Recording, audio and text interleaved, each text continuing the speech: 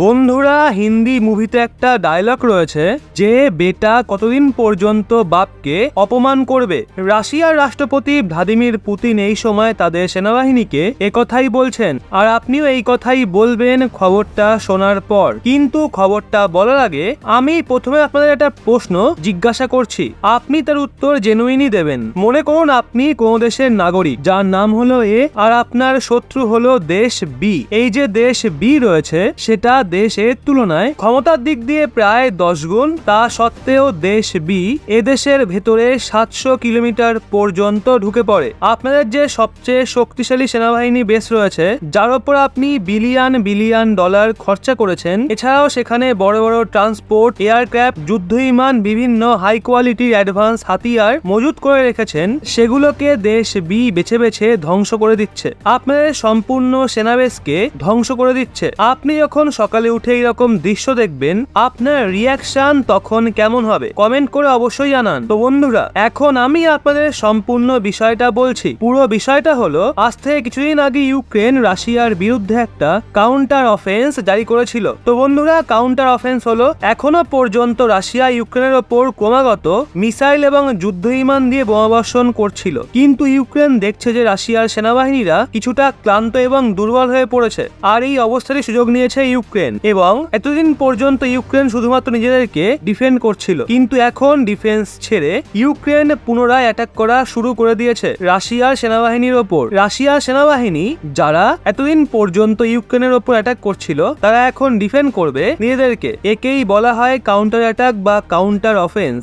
আর এই সময় রাশিয়ার সেনাবাহিনীর ওপর ক্রমাগত কাউন্টার অফেন্স চলছে। ইউক্রেনের সেনাবাহিনী ক্রমাগতই বড় বড় এলাকা রাশিয়ার থেকে ছাড়িয়ে নিচ্ছে। এবং সবচেয়ে গুরুত্বপূর্ণ বিষয় হলো, এইবার যে কাউন্টার অফেন্স হচ্ছে সেই সব এলাকার ওপর অ্যাটাক তো হচ্ছেই। যেই জমি প্রথমে ইউক্রেনের ছিল, যুদ্ধের মাধ্যমে সেটা রাশিয়া দখল করে নিয়েছিল, সেই সব জায়গাগুলোকে উদ্ধার করছে। আর তার থেকে গুরুত্বপূর্ণ কথা হলো, এইবারের কাউন্টার অ্যাটাকে সোজাসুজি রাশিয়াকে অ্যাটাক করা হচ্ছে।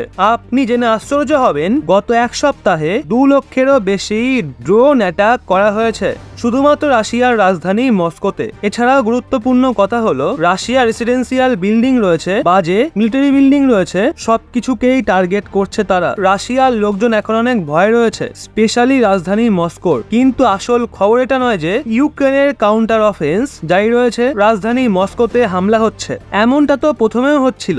আসল খবর হলো, আজ থেকে প্রায় 2-3 দিন আগে ইউক্রেন যেটা করেছে সেটা দেখে রাশিয়া তো চমকে গেছে। এছাড়াও পুরো বিশ্ব হতবাক। তারা সবাই ভাবছে রাশিয়ার এয়ার ডিফেন্স সিস্টেমের হয়েছে কি, যাদেরকে ওয়ার্ল্ডের বেস্ট বলে মনে করা হয়, তারা এরকম কাজ কিভাবে করতে পারে। আর এই কথা আমি বলছি না, আপনি খবরটা শুনুন, তারপরে আপনি নিজেও বলবেন। তো বন্ধুরা, এখন থেকে প্রায় 2-3 দিন আগে এই কাউন্টার অফেন্সের জন্য ইউক্রেন একটা যথেষ্ট স্পেশালাইজ ড্রোন স্ট্রাইক করেছে। রাশিয়ার একটা যথেষ্ট শক্তিশালী আর্মি বেসে ইউক্রেন হামলা করেছে, যেটা রাশিয়ার পিএসকেওভি অর্থাৎ স্কোপ শহরে অবস্থিত। তো বন্ধুরা, আপনি স্ক্রিনে স্কোপের লোকেশন দেখুন।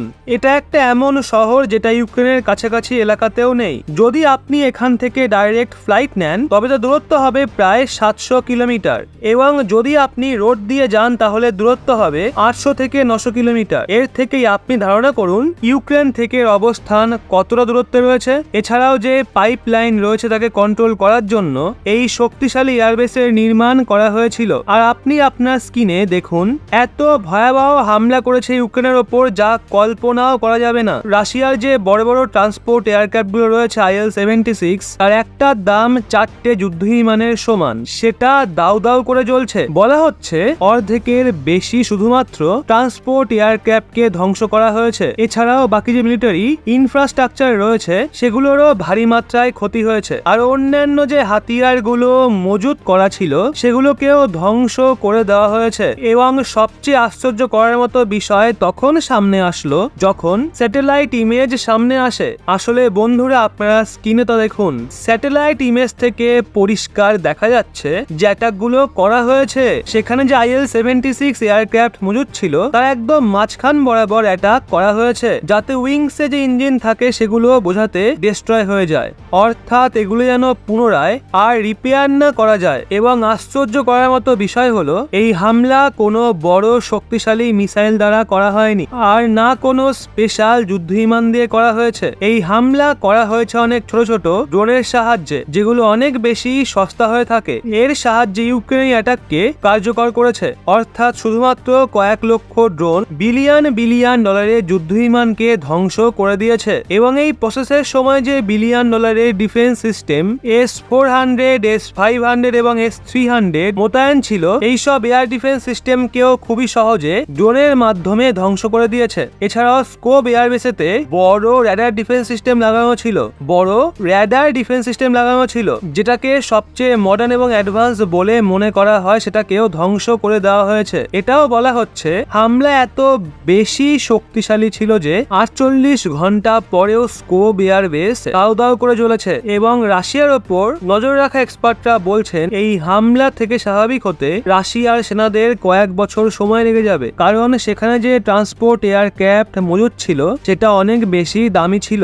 এটা সাধারণ যুদ্ধ বিমানের তুলনায় 4 থেকে 5 গুণ বেশি দামি হয়ে থাকে। একটা ট্রান্সপোর্ট এয়ারক্রাফটকে তৈরি করতে অনেক বেশি সময়ও লাগে। এই ধাক্কা সামলে উঠে পুনরায় স্বাভাবিক হওয়া রাশিয়ার সেনাবাহিনীর জন্য অনেক বেশি কঠিন, তাও আবার এরকম ফাইন্যান্সিয়াল কন্ডিশনের অবস্থায়, যেখানে অনেক দেশেরই স্যাংশন লাগানো রয়েছে। আর এর সাথেই তেলের ব্যবসাও ক্রমশ স্লো হয়ে গেছে। বন্ধুরা, শুধুমাত্র এটাই হয়নি, এছাড়াও রাশিয়ার ভিন্ন ভিন্ন শহরে 48 ঘন্টা ধরে ক্রমাগতই ভারী মাত্রায় ড্রোন স্ট্রাইক করা হয়েছে। এই জন্য আমি আপনাদের রিকোয়েস্ট করব চ্যানেলটা সাবস্ক্রাইব করে নিতে। এরকম কোনো কাউন্টার অফেন্সের খবর আবার সামনে আসলে আপনাদের কাছে পৌঁছে দেব। এবং রাশিয়া ইউক্রেন যুদ্ধের বিষয়ে আপনাদের কি মতামত তা নিচে কমেন্টে অবশ্যই জানান।